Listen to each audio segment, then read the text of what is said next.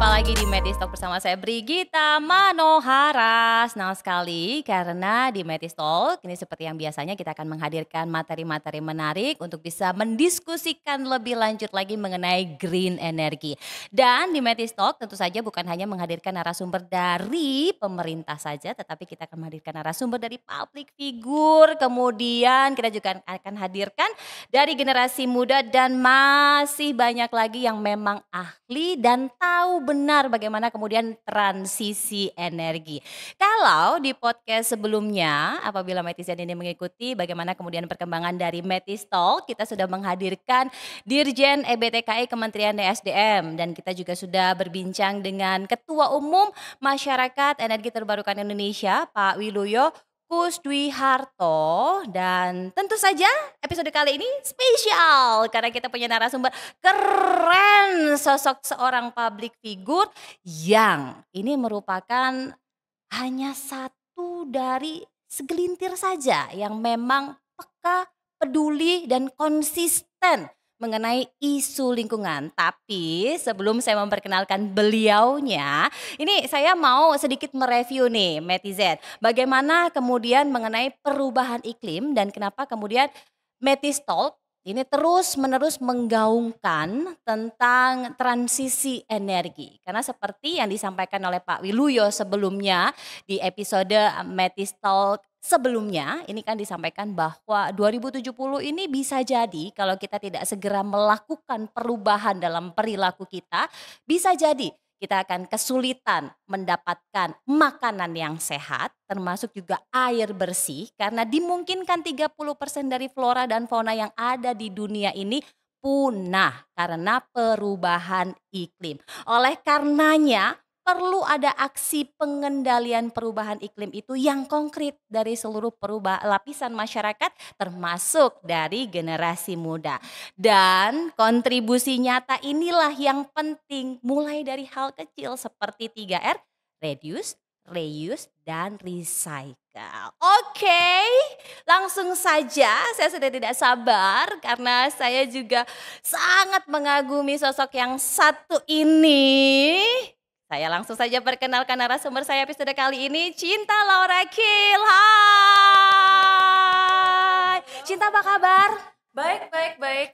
Bersyukur karena setiap hari sibuk sekali, tapi bisa dibilang capek juga. Tapi ya sebagai anak muda kayaknya kita harus meng-embrace saat tiada hari tanpa kerja. Karena nggak semua orang memiliki kesempatan itu. So we always have to be grateful. Nah, senang sekali kan Cinta masih punya waktu untuk sharing dengan kita di Metistalk episode kali ini untuk mendiskusikan mengenai environmental balance and the impact on climate change. Cinta, kalau kita lihat, kita ikuti bersama, Cinta ini adalah hanya beberapa ya artis gitu ya, public figure yang kemudian mau concern tentang isu lingkungan.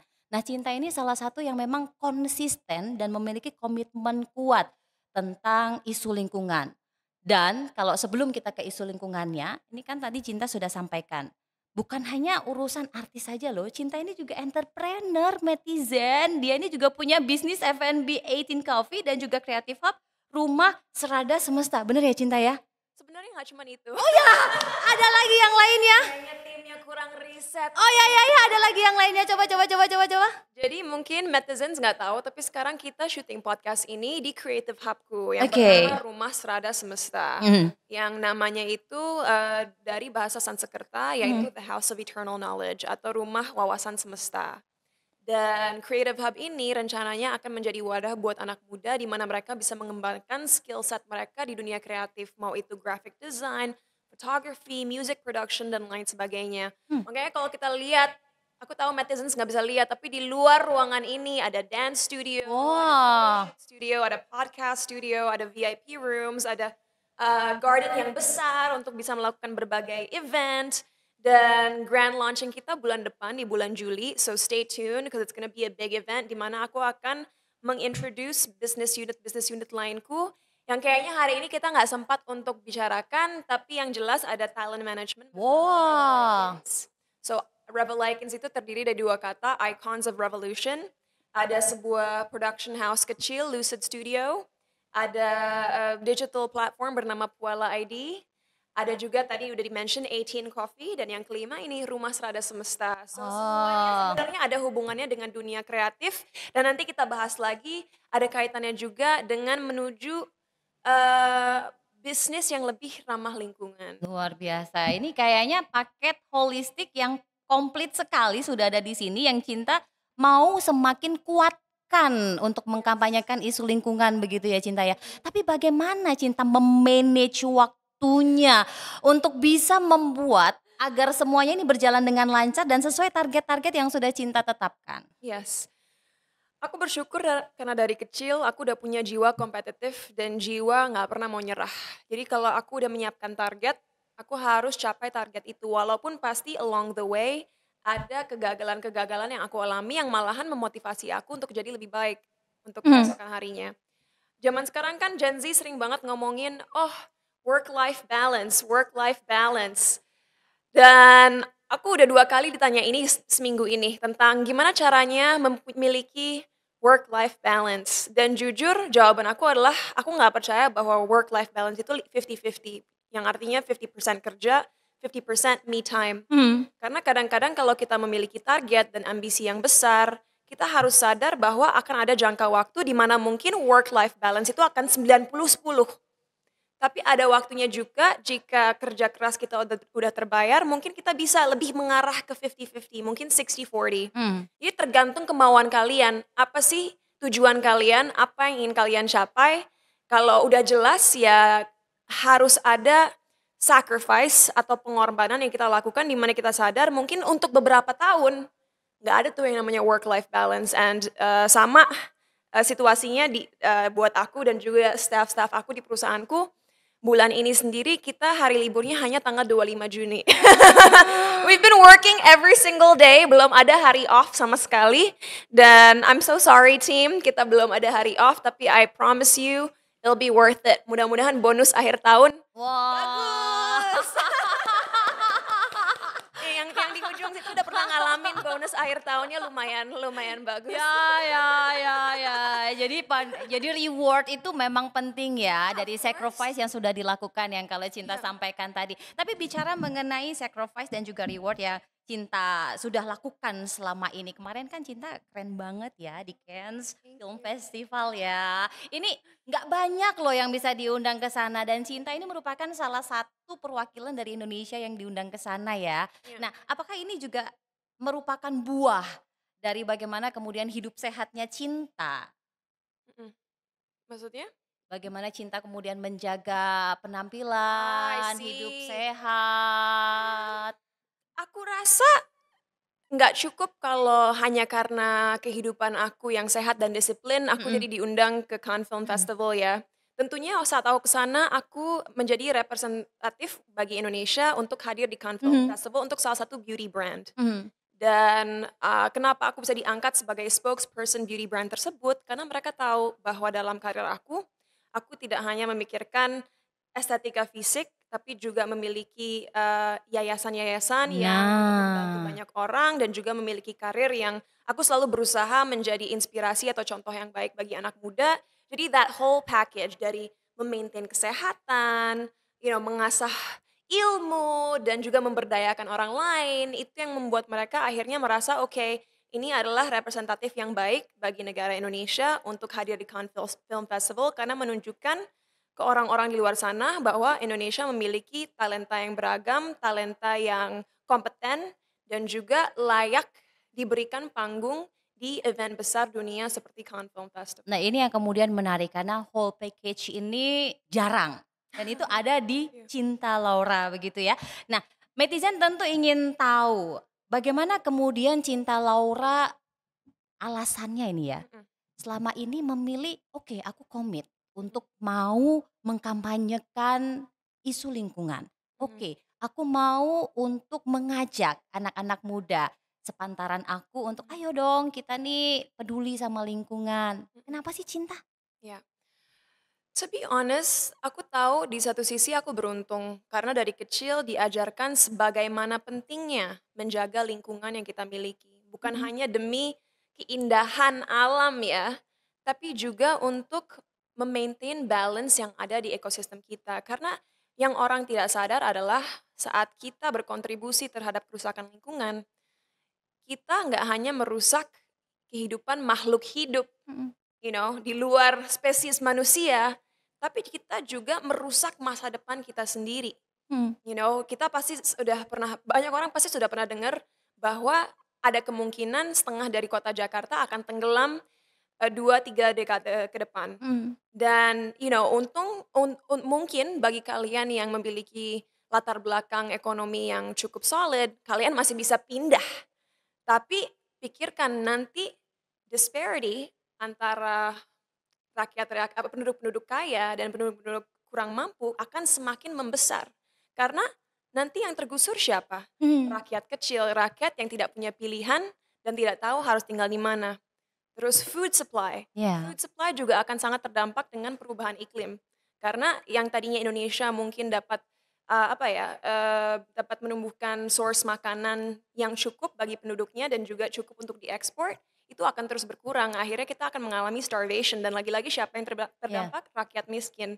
Jadi, eee, kalau saat SD dulu kita belajar bahwa semua hal, setiap makhluk hidup, setiap hal di dunia ini ada koneksinya, that's really true.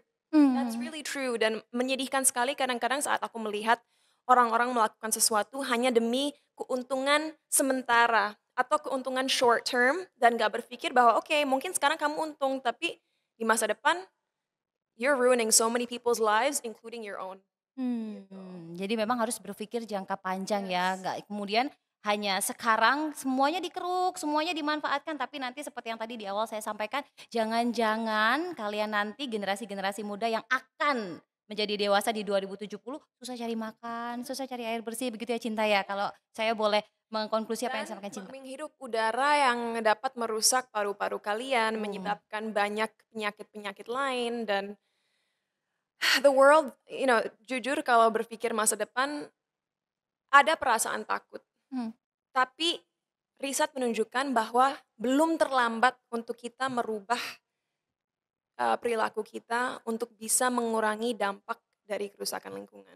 Cinta, ini kan Cinta ini salah satu yang kemudian punya langkah konkret ya, Mhm, bukan cuman kampanye di seminar-seminar, tapi Cinta juga turun.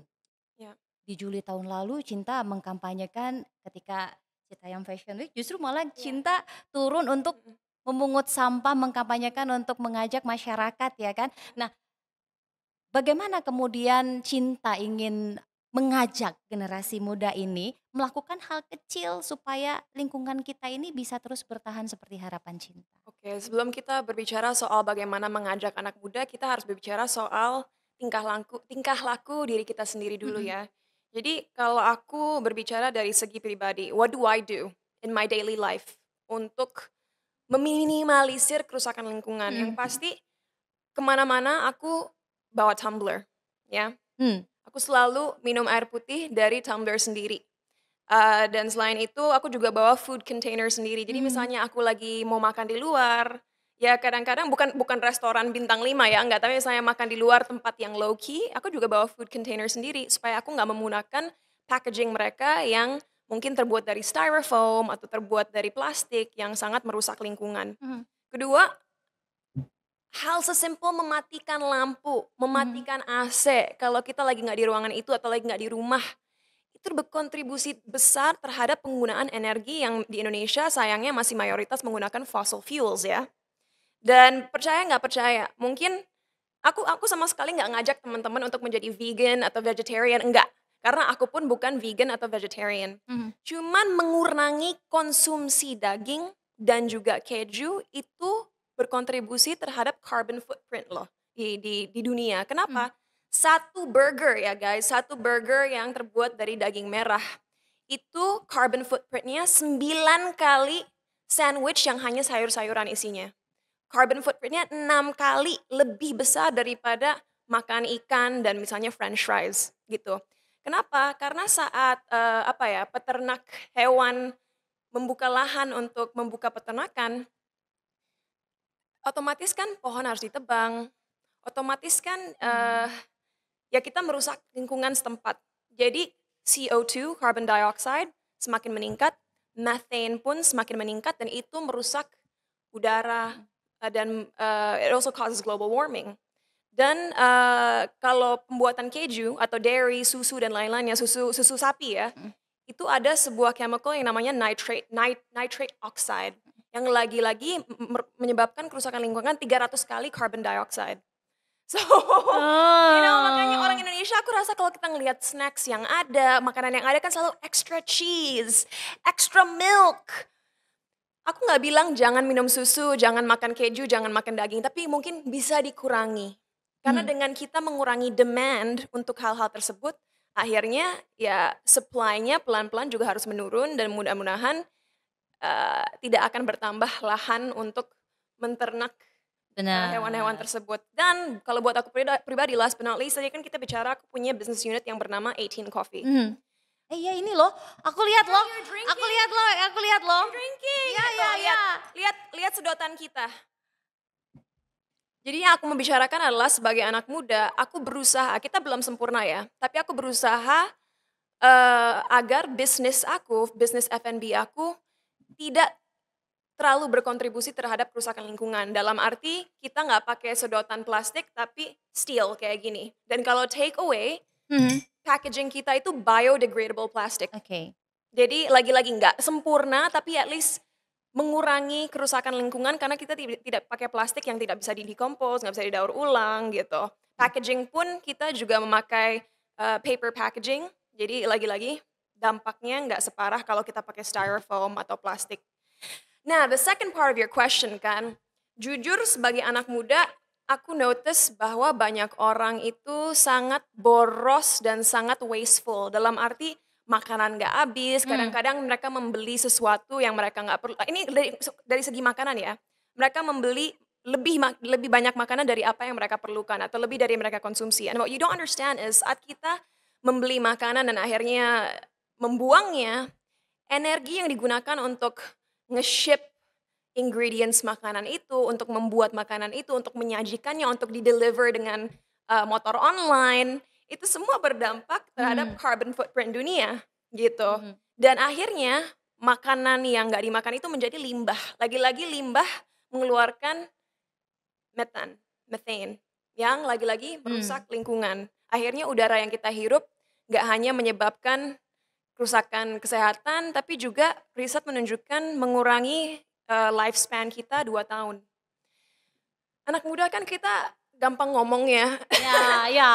Tapi if you are gonna speak up, kalau kalian akan menggunakan suara kalian untuk berbicara, gunakanlah suara kalian dengan baik agar pihak-pihak berwenang, agar orang-orang yang memiliki kekuatan melakukan perubahan yang nyata.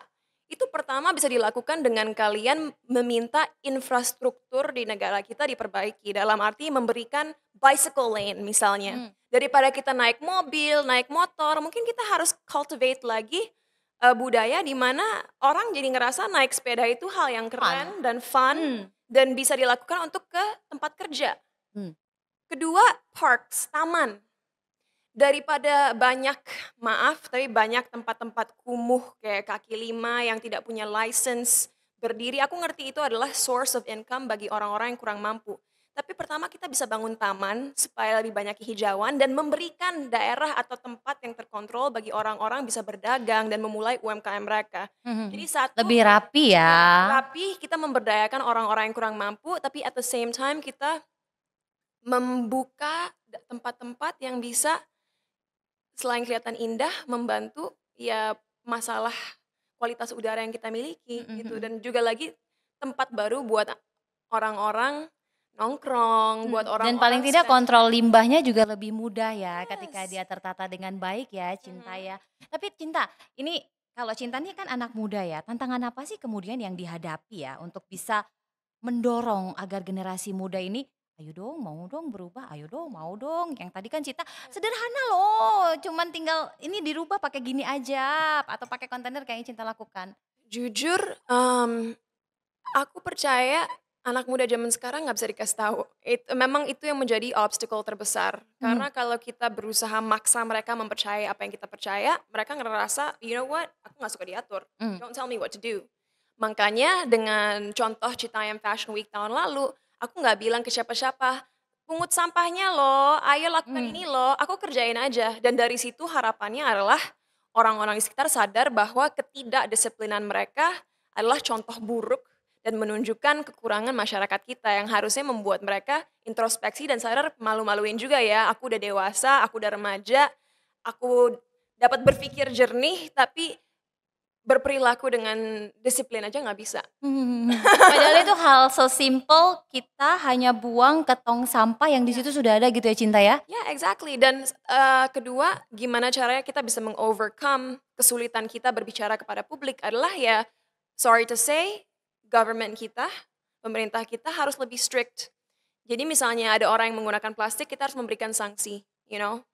Kedua, kalau ada orang yang membuang sampah tidak pada tempatnya, lagi-lagi mereka dapat sanksi. You Mhm. know, we just have to be more organized agar orang-orang sadar bahwa kalau mereka tidak melakukan hal yang benar, ya ada konsekuensinya gitu. Mereka nggak bisa bebas gitu aja, gitu. Jadi memang ada kemudian cara-cara yang bisa dilakukan. Salah satunya ini yang bisa jadi Cinta nanti juga akan hadir di event yang akan diselenggarakan di bulan Juli. Ini adalah salah satu cara untuk bisa terus mempromot bagaimana kemudian untuk bisa menekan global warming dan penggunaan bahan-bahan bakar berlebihan atau juga sampah plastik. Nah, silakan Cinta sampaikan. Di the 11th Indonesia EBTKE Connect 2023 akan hadir banyak program seru dari industri energi terbarukan. Mulai dari conference dengan berbagai topik menarik dalam dunia green energy. Lalu ada educational seminar dari program Kampus Merdeka milik Kemenristek Dikti. Talk show and pitching dari green tech startups. Terus ada Green Job Fair sebagai platform untuk pemuda yang ingin berkarir di industri energi. Dan tentunya masih banyak lagi yang menarik. Cinta, gimana caranya kemudian kita ini mengupayakan untuk memanfaatkan barang-barang atau meminimalkan ini barang-barang yang kemudian bisa mendorong percepatan global warming? It's actually very easy dan banyak orang mungkin nggak mau denger ini. Tapi kalian harus lebih sering masak di rumah, itu pertama. Biar kita nggak terus order di luar yang akhirnya dari transportasi yang membawa makanan kita itu Hmm. mengeluarkan karbon dioksida dan lain sebagainya. Kedua, kalau kalian belanja, bring your own bag, you know. That's so important. Kalau aku belanja ke supermarket, aku nggak pernah, beli apa ya, pakai kantong plastik mereka atau pakai box mereka, aku bawa sendiri. Oh ya? Yes, dan kedua, kalian tahu bahwa fast fashion itu juga salah satu, hal yang berkontribusi terhadap kerusakan lingkungan. Karena akhirnya lagi-lagi jadi limbah. Mm-mm. Dan banyak sekali zaman sekarang brand-brand fast fashion yang ya sekali pakai orang ngerasa fine-fine aja, dibuang gitu aja karena ya murah. But for me, instead of Apa buying itu? fast fashion, ini aku nggak di-endorse ya, tapi penting banget kalian bisa lihat. Ini adalah case laptop. Case laptop ini terbuat dari 8 botol plastik. Oke. Aku bukan scientist, jadi aku nggak bisa jelasin kenapa akhirnya teksturnya bisa seperti ini. Tapi case laptop ini, tas ini semua terbuat Oh, dari plastik, botol plastik. so this is recycled This is things. recycled. This is This is recycled. nice. Dan ini bisnis-bisnis yang kita sebagai anak muda harus benar-benar Oke. support karena tertulis di sini, menggunakan botol plastik, memberdayakan perempuan-perempuan yang membuat kerajinan ini, so there are just so many things you can do to contribute. Tinggal kita mau introspeksi diri aja, apa kekurangan dari behavior kita dalam keseharian kita dan bagaimana dengan cara kecil kita bisa berkontribusi. Jadi ini salah satu hal yang bisa dilakukan menggunakan Ya. bahan-bahan hasil recycle untuk bisa memperlambat proses global warming ya Cinta ya? Exactly. And one more thing guys, zaman sekarang kan kita suka beli yang mini-mini gitu, travel size inilah, travel size itu. Lebih baik beli in bulk. Jadi misalnya kita beli sabun tangan, jangan hanya beli yang mini. Udah beli aja langsung yang isi ulang karena itu juga membantu kita mengurangi sampah plastik. Jadi sekalian ya. Mhm. Jadi itu Ya. cara-cara mudah dan simple yang bisa dilakukan oleh netizen di rumah, tips dari Cinta untuk bisa memperlambat proses global warming. Nah, bagaimana lagi kemudian cara dan perkembangan inovasi-inovasi berkaitan mengenai proses transisi energi dan cara-cara untuk bisa memperlambat proses global warming? Nah, Cinta juga punya caranya. Silahkan Cinta. Netizens boleh follow Instagram @ebtke_connectsid kalau mau informasi secara lebih lengkap. Baik, jadi ingat ya datang ke acara di tanggal 12 sampai 14 Juli 2023 tepatnya di Indonesia Convention Exhibition ASBSD Tangerang ya di The Eleven Indonesia EBTKI Connect 2023. So Cinta silakan last statement dari Cinta untuk netizen semuanya. Last statement aku buat netizen semuanya, jujur kayaknya tadi sangat informatif ya sesi podcast kita. Jadi simple aja, udah waktunya kalian mensupport teknologi-teknologi yang dapat mentransformasikan sampah atau waste into energy. Karena sekarang Indonesia masih sangat dominan menggunakan fossil fuels untuk energi, listrik, dan lain sebagainya. Dan kalau kita benar-benar mau menuju net zero carbon emissions tahun 2060 nanti, udah waktunya kita mensupport bisnis-bisnis dan perusahaan-perusahaan yang benar-benar mau merubah sistem yang ada di Indonesia. Dan oleh karena itu aku dan teman-teman di Mahareksa Energi Biru, dalam beberapa tahun ke depan lagi benar-benar berusaha mengadakan teknologi di negara kita untuk bisa merubah sampah tanpa dipilah menjadi source of energy agar Indonesia bisa menggunakan renewable energy untuk sumber listriknya. Wah, keren sekali. Ini salah satu yang nanti juga akan hadir sekali lagi netizen di event The Eleven Indonesia EBTKI Connect 2023. Jadi sekali lagi terima kasih Thank you so Cinta sudah much. sharing Thank luar you. biasa. Thank Ini you. insight-nya mudah-mudahan bisa membuka cakrawala netizen dan menginspiring netizen semuanya untuk paling tidak merubah hal-hal kecil lah. Sesimpel kamu buang sampah di tong sampah, sesimpel kamu bawa beginian ya kan kemana-mana supaya nggak perlu pakai sedotan plastik atau mungkin tadi bawa bag yang seperti Cinta bawa kan masih juga fashionable dan kita bisa meminimalkan plastik-plastik itu. Sekali lagi terima kasih Thank Cinta you. Laura dan saya kembali mengajak Anda untuk bisa hadir di The Eleven Indonesia EBTKI Connect 2023 di 12-14 Juli 2023 di ASBSD Tangerang. Saya Brigita Manohara pamit, saya akhiri Metis Talk episode kali ini bersama Cinta Laura. Sampai jumpa lagi di Metis Talk selanjutnya.